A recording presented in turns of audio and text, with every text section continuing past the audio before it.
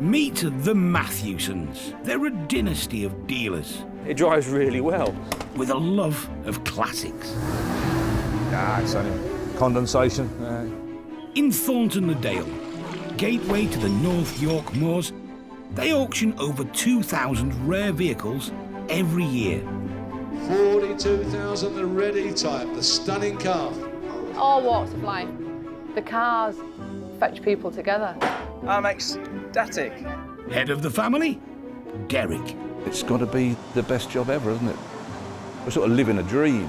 Trusted lieutenants, sons Paul. Not everybody's cup of tea. And Dave. There's Dad's way. And there's Dad's way. Keeping them all in check and dealing with the punters, Sarah. Somebody could ring today with some fabulous vehicle that's been sat in a barn for 50 years. You have no clue. It's the chase, it's finding it. So you get up every morning thinking, what am I going to find today? This is a family's love affair with cars that have lived a life. Someone's cherished a car and loved it, and I think it's just great. I think it's absolutely superb. A passion that can be turned into brass.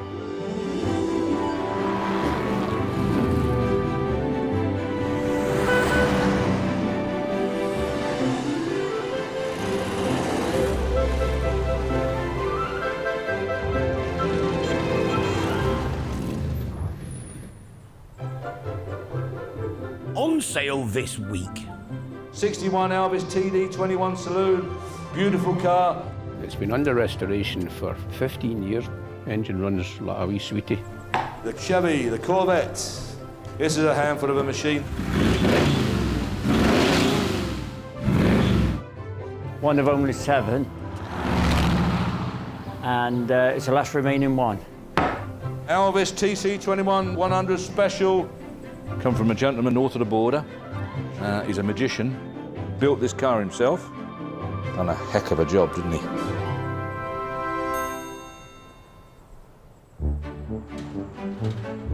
At Mathewsons, the family deal with vehicles of all shapes and sizes.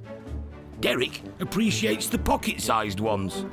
I like microcars. There's something about them. I've admired them for a number of years. Sarah is impressed by size. It's fantastic. What a bit of engineering. Amazing. And Dave can't resist a long bonnet from the 80s. 2.8 Capri. Bit of gold chain. Yeah, nicely ironed shirt. Loads of hair, preferably permed. Around here, beauty is in the eye of the beholder.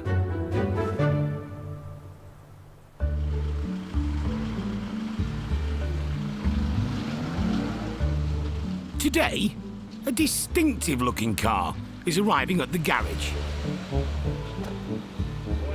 Morning, how you doing? All right, I think. This is an Alvis TB14 Sports Special from 1950.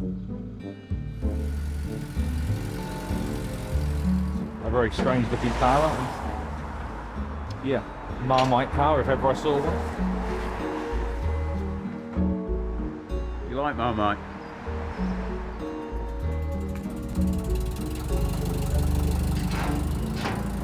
They're an acquired taste. Have you acquired that taste? No.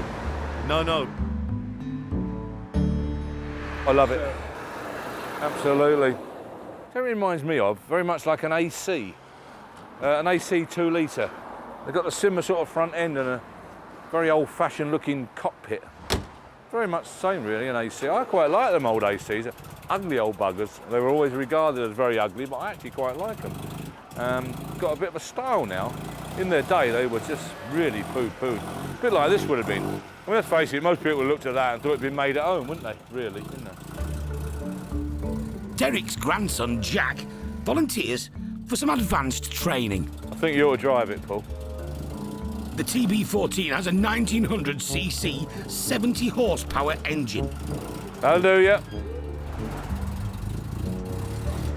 In theory, the 4 forward gears were supposed to get this car to 80 miles an hour.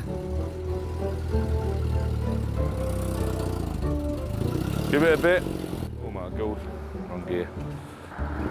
Jack's going to find first gear sometime this afternoon. How's it going, Jack?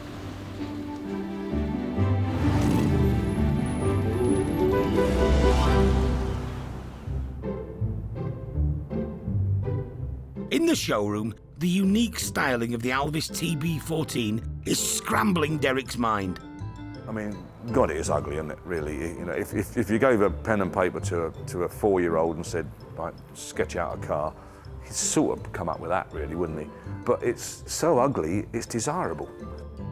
We're a bunch of weirdos, aren't we, really? I mean, let's face it, no one really should want to buy one of these, should they? But they do, and we do, because of it's outrageous, isn't it? Nobody can doubt the craftsmanship, though. It's had an extensive restoration, including an unusual paint job. It's hand-painted and rolled, so I used a roller, didn't spray it at all.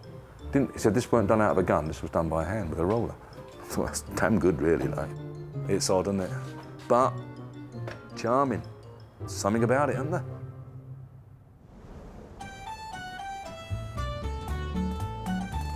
Dave and Paul have already picked up a lovely TD21 from Glasgow and are navigating the Scottish lowlands looking for more Alvises to collect. At Mission Control, Sarah's identified a problem. We only go this far on our tracker system. So they're going to Stirling, which is just north of Falkirk. Obviously we can't track them, so for about an hour today they'll be untrackable. They could be getting up to all sorts of stuff. It's going to be another whistle-stop pickup, but they have a treat in store thanks to Max Lowry and his enviable Alvi issue. I'm downsizing cars. I've got too many. He's decided to sell this stunning 1954 Alvis TC2100, otherwise known as the Special. Selling the Special's hard because there was so much work went into it. I bought a rolling chassis that had been sitting on top of a shipping container for years. Rebuilt the chassis, repaired all the chassis. I made up all the panels, all the wings and everything. The Special gives you a buzz and it draws a lot of looks. Someone said to me that the Alvis Special is a midlife crisis car. Well, that's fine, I don't mind. So how long have you had this? I finished it in 2008 or 2009. So I've been Right, driving, so 10 years worth of fun. driving. Really. Oh, Yeah, that's the reason. Gotcha. It's a funny thing. I like the colour. It's nice, isn't it? It's Rolls Royce Claret. Is that what colour it is? Yeah, sir. Oh yeah. Max knows this is a valuable car, and the Alvis Owners Club agree. The club put a value about 38,000 on the Special. I'm looking for 28. Some might say that's not a bad price, given that it took 5 years to rebuild. It's strange when you know it's not coming back. But anyway, that's life. Another chapter, another car.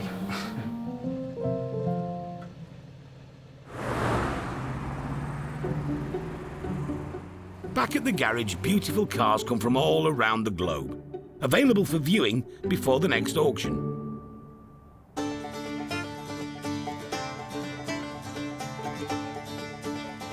Part of the collection, several American classics from the day when more was more. They've divided opinion. American cars. Love them, hate them. I have no interest in them whatsoever. American cars, yes or no? Yeah! Big clumsy thing, aren't they? I probably wouldn't have one myself if I'm honest. If only I could afford one, I'd love one. Struggle with American cars, not easy to sell. But they're outrageous and they're great fun and they're ostentatious. I mean, you're up in that and it feels like you're in blooming a spaceship, doesn't it? Look at that in there. Big. Sexy. Today in Nottingham, one of the rarest examples of American muscle is about to be derobed. Paul Hawkins is the current owner of this very exclusive 1977 Chevrolet Corvette. Only 7 of this type exist. We just like American muscle cars. Just like something with a bit of power. Yeah, like a 5.7 litre V8.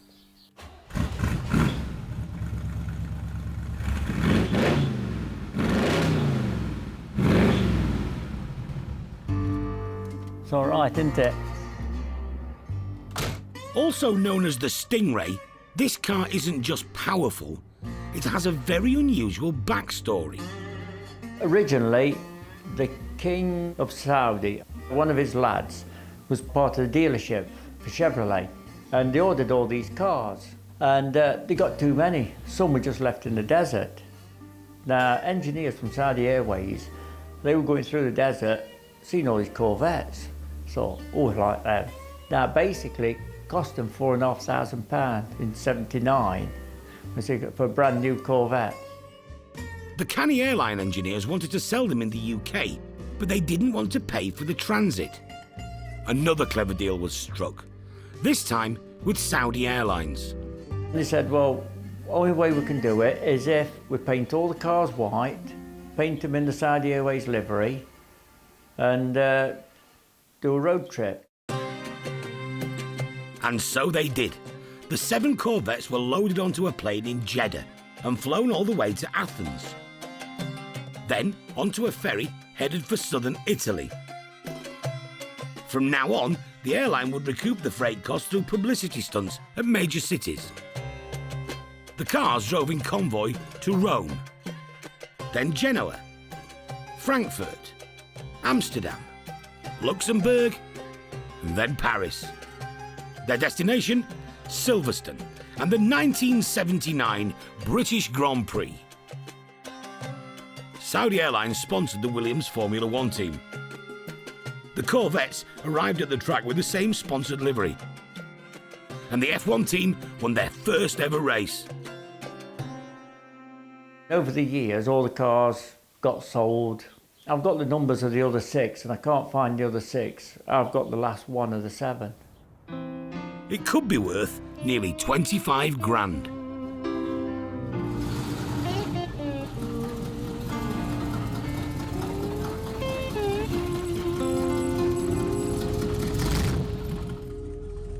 Paul's slice of rare American beef is heading north. This time on a road trip to Thornton-le-Dale. I don't use it like we used to. We're too busy at the moment. I could do with somebody else to enjoy it like I have.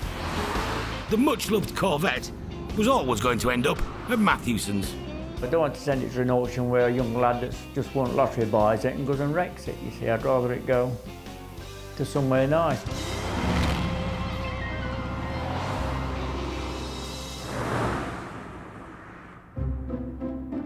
The 2 Scottish Alvises are now safely at the garage and soon to be auctioned. As a fan of the marque, Derek is delighted to do his rounds. First on the list, the TD21.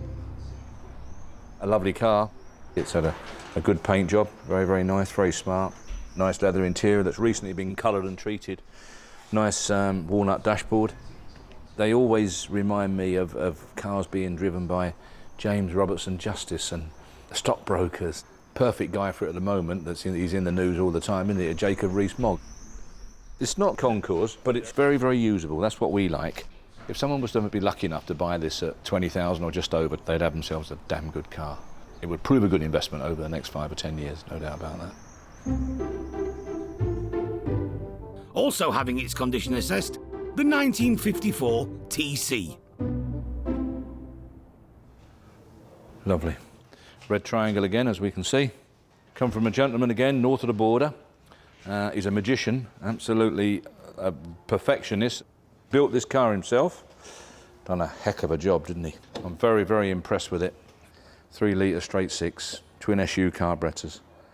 Beautiful power unit. But the main thing is, hand-built body. It would have all been produced on what's called an English wheel to form the panels, rolling it in and out, to gradually get bends here wherever you want them and contours and such like. It's gorgeous. You wouldn't have got any better panel fit than that if it had come out of a mainstream factory. So congratulations to him, very clever lad. Like I say, he's a magician, he's an artist, he's very, very good lad. Auction day. Potential buyers converge on Thornton-le-Dale. Many take a detour to sniff out some quality memorabilia. Oh, that is so nice. To go in our camper van, she's actually blues and creams, so this would fit in really nice with her, actually. It's going to go up probably in my downstairs loo. My dad was on the railway for 44 years. The memorabilia takes you back to what I grew up with, basically. But the stars of the show are the Alvises. The quality of the renovation work hasn't gone unnoticed. It is pretty straight. It's obviously been very beautifully restored. They've done a good job, and they should be very proud of it. I'm sure that's going to fetch a tidy price at the auction, but we'll have to see whether we can actually reach that bid, but we'll have a try. Alvis TC21 100 special, beautiful bit of kit, hand-built car, 1954. Whereabouts? Come on, 20, 20, 22, 24, 26, 26. Do you want 7? 26 on my right, you're missing 1, 26,000 on my right and submitting. Last time looking round, 26, provisional, 26. Highest bidders? Tony and Pauline from Sheffield. £2,000 under reserve. All gone through? It's gone, yeah, it's sold for 26,000. Yeah. It's a rare thing, it's got a lot of history to it, and I admire the car, and a friend of mine collects them as well, but he hasn't got one of those, so when he sees it, he'll be a bit jealous. This is the best thing on the car, the lady. All you can see is that, which is that.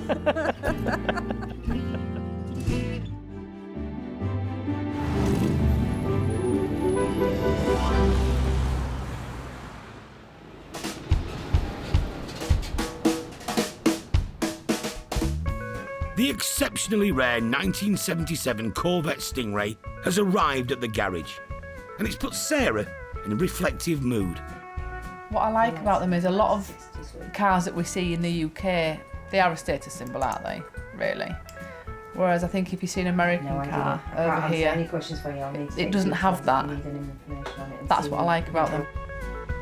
Dave's son Jack said he'd never want to own one, but he seems to be warming to the 70s Chevy. I think it looks a hell of a machine, and the sound of it as well. Can't beat that V8 sound, it sounds awesome. You look at it and you think it looks like a big boat and it's going to be a pig to drive, but you hop in it and it sort of all comes together. It's actually not a bad driving car at all. You only have to look at it and it looks like it's doing 100 mile an hour stood still. I mean, look at that. That is a really, really nicely presented engine bay. I know it's a lot of chrome work, and actually, in matter of fact, a lot of it's standard. It's just chrome piping, but you know, someone's gone to a lot of effort to make it look real clean. All these blue HT leads, and you know, that's not a normal fan. I just think it's a hell of a barge. Yeah, I love my Focus to bits, but I much prefer this being sat in the garage. Word of the Corvette is getting round. Readying himself for a trip to Mathewsons, Johnny May from Scarborough. Yeah, you can't get any more 70s than that. He'll restore any classic, but when it comes to owning them, it's the Americana that really turns his crank. It's a 1947 Chevy Fleetmaster. Imported it from Ohio. The styling on this, that back end, it's fantastic. This is all original. When I got this car, it was falling apart completely. You wouldn't believe it. It's like a rat's nest. But I think it's turned out fantastic. Just keep that patina, you know? I don't want to do anything more. Travel partners for the day will be Johnny's mate, Rich Piercy, and daughter, Daisy. It's a 57 Chevy Bel Air. Obviously lashings of chrome. It's got character, a lovely face on it. I drive it just to embarrass the kids, really. And obviously the centre of attention if you're in this, which they don't like. But I'm all for that.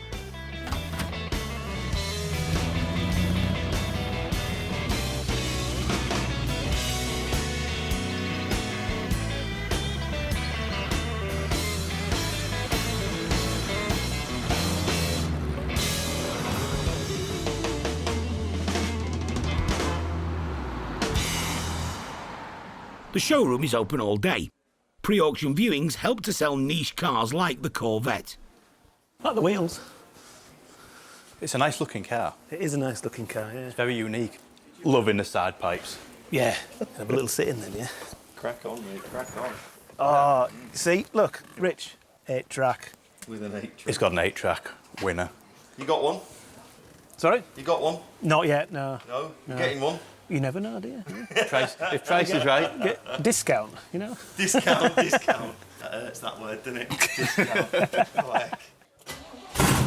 Oh, yeah. That's nice. That sounds proper car. That sounds nice. Nice, isn't it? Yeah, that sounds lovely, that. Nice burble. That sounds mint driving that road. Yeah. Interesting, though. Yeah, yeah. That is, yeah. Yeah, I think I've got it here, mate. Mathewsons don't do downtime, but when things are a bit quieter in between auctions, the piles of memorabilia start to get sorted. This is my favourite lot in the whole of the auction. Whereas most women like shoes and handbags, just give me a cardboard box full of iron-on patches. I'm anybody's. Yeah, they're great. I got a badge from the 70s that was in one of the auctions previously with the space shuttle on, and it's brilliant. I put it onto a jumper and it's now my favourite jumper. It's great, it's really cool. Quite often, customers just drop stuff off and then leg it. Today, Paul's son Charlie has been given the job of figuring out what this box contains. I just think, by the looks of the instructions, it's a garage, basically. So it looks quite cool, so I thought I'd have a go at building it. Usually, there is some bits missing. But that's always the fun and games of it, really, isn't it? Trying to get it finished. I'm abandoning that. The flimsy but charming multi-storey Metoy Sky Park is made of printed tin and was first sold in the early 60s. So what have you been constructing then, Charlie? That. Oh. Don't touch it, please. It looks a little wobbly. Is it like a row of dominoes, you know? Yeah, Just yeah. Not one little thing and over it goes. Wow. Comes with the Trotter's van. Trotter's van. Watch it. You'll have it all over. These are supposed to be over. You dingbat! That has ruined it. Well, not really, is it? You'd have to just do it properly. I think he's done really well. Brilliant, isn't it? You know, it's great.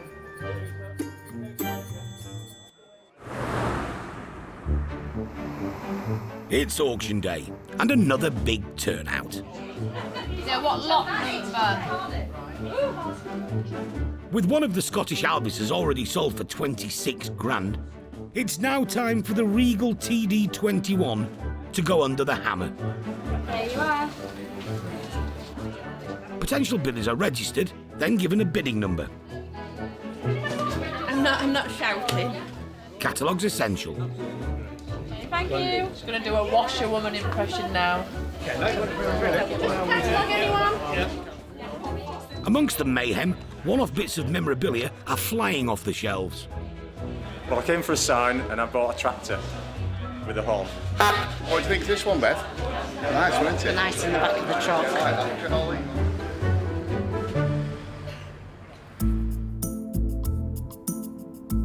61 Alvis TD21 Saloon, beautiful car.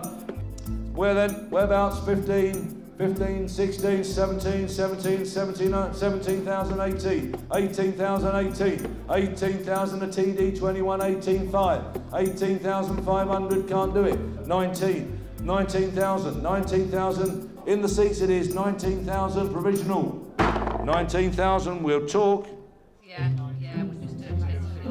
A phone call to the sellers confirmed the sale at 3 grand under reserve. And new owner Stuart Watson has form when it comes to classics. I had a Spitfire when I was 18, and that appeared again on eBay about 7 or 8 years ago, so I got far too excited and bought that back on eBay, but that's it's been nothing but headaches, really. So I think cars are quite an expensive hobby. Yeah, we should get another one, to be honest, but he does love his classic cars. So.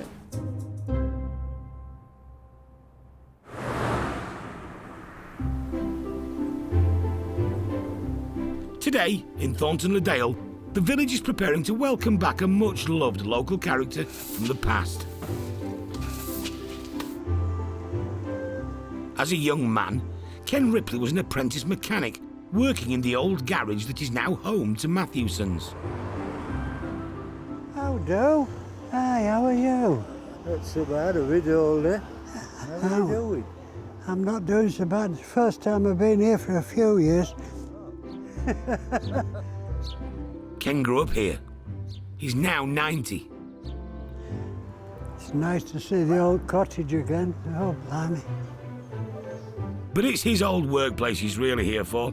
Today, Derek is the garage junior. Good to see you. Nice to meet you.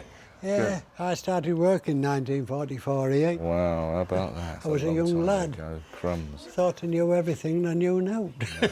You soon learnt though. I did, yes. I lived in the village and I used to play with Peter Barnes. Right. The last owner of this. Right. The man that we knew better and had a lot of respect for was Ted Inman. Oh, Ted Inman, he was a lovely lad. He was a brilliant lad, was Ted. Yeah. He was so knowledgeable, you know, right back to Model Ts and that. You know, he'd have the sump off a Model T up at Kirby Moorside on a Sunday afternoon and get it home. You know, he was that experienced. Yeah, I know, he was a clever fella. Much has changed at the garage since Ken was last here, but some things stay the same. I used to work on things like this. A 1926 Armstrong Siddeley and an Austin 16 from 1936 have caught his eye. Oh, it's got a dicky seat at the back, has it? Got somebody in the village had one of these. As children, they used to put us in the back to sit in it, and they'd sit inside the cabin. It was a bit drafty, but they never took us out in rain and snow and things. It was always a sunny day. It's bringing back memories. Ken left the garage in the late 40s to join the Royal Air Force as an engineer, working on Spitfires and Lancasters. But he's always kept the photos from his time in the village.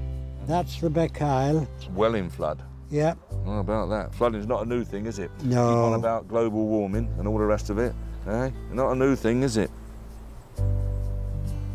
That's me in the middle there. Oh, that's the idea. It's across the road here.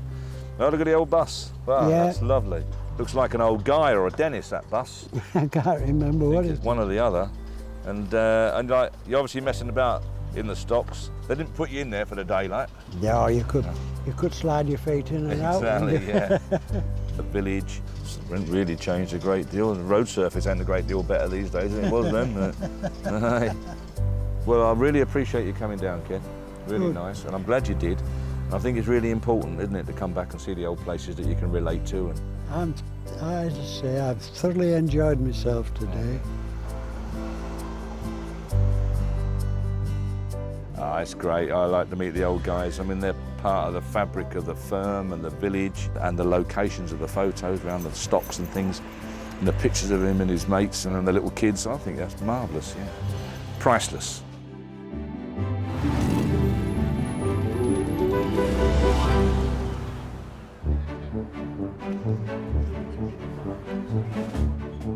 Auction day in Thornton-le-Dale.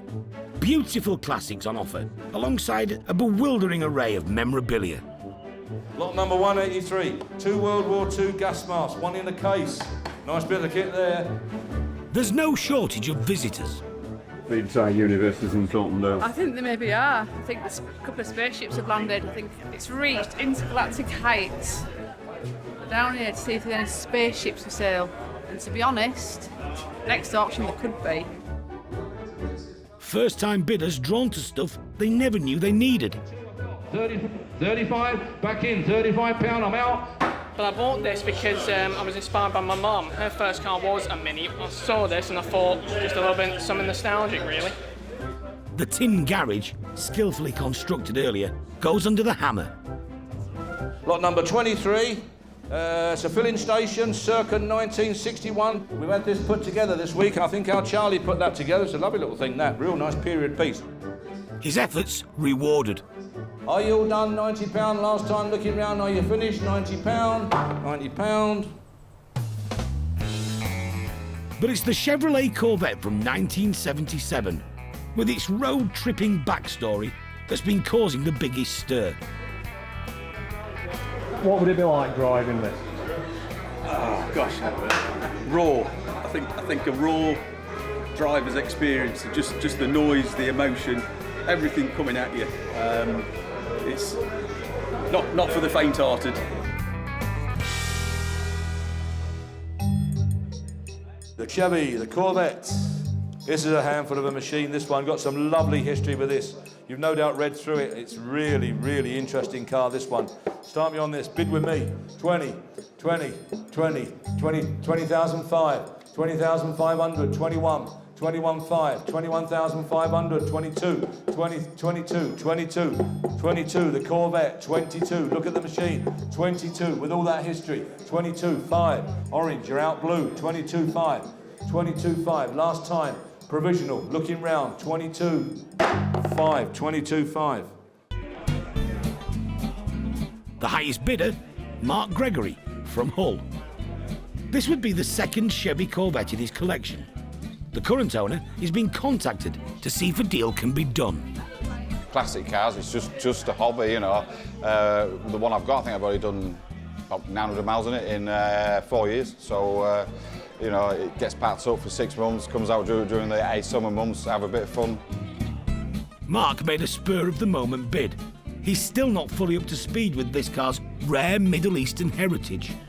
I haven't seen it, but what I've heard, there's a wheelbarrow load of history, so I'm looking forward to reading up, if I get it. Offer accepted.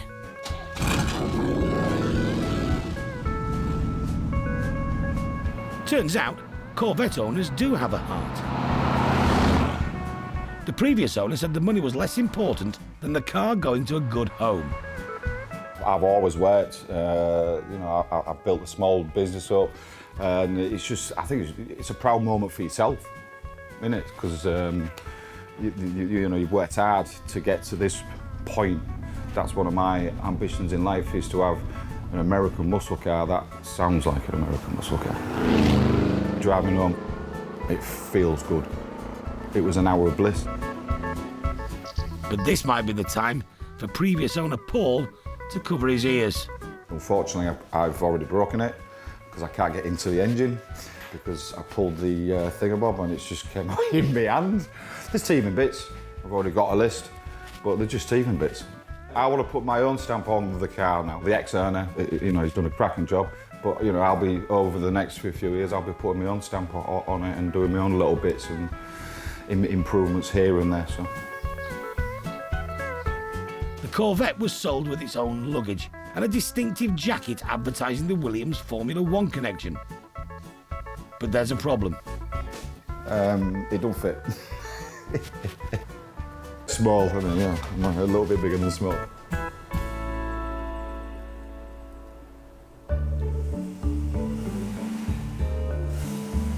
After the successful auction of 2 Alvises netting nearly 50 grand, there was one more to be sold. I mean, God, it is ugly, isn't it? The controversial TB14. Beautiful, it is. Absolutely beautiful. I don't know, it'd be just a dream. Somebody's dream anyway. It'd be my dream. Now, this is a tester. 20 is a start. 20, 21, 22, 22, 22, 23. 24. Bidding stalled. 25. We're a fair way off, but please come and talk. But there was a happy ending. A private admirer stepped in with £30,000, and this eccentric, beautifully built classic had a welcoming new home to go to.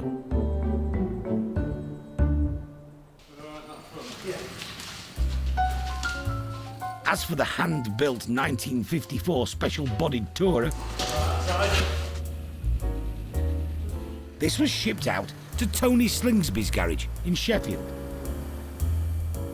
I feel lucky to have it because I've worked myself up to gain this. We used to work 7 days a week, long hours, and we always have Fridays off now, so that'll be one of our pleasures, going out in the summer on Fridays. For £26,000, Tony now has a one-off Alvis. Some people look at it and they think it's a kit car, But the actual car, it is a proper Alvis, but the special things about it are the way they've designed it. The radiator grill's different, and also the triple wipers on the screen, they're a rare thing to see. He plans to make his own modifications.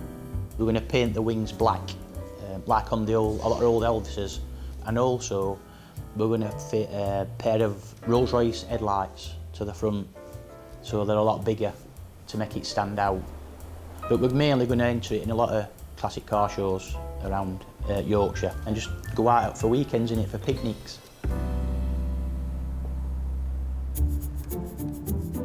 Also attempting to enjoy themselves, Stuart and Leslie with their elegant TD21. How's she running?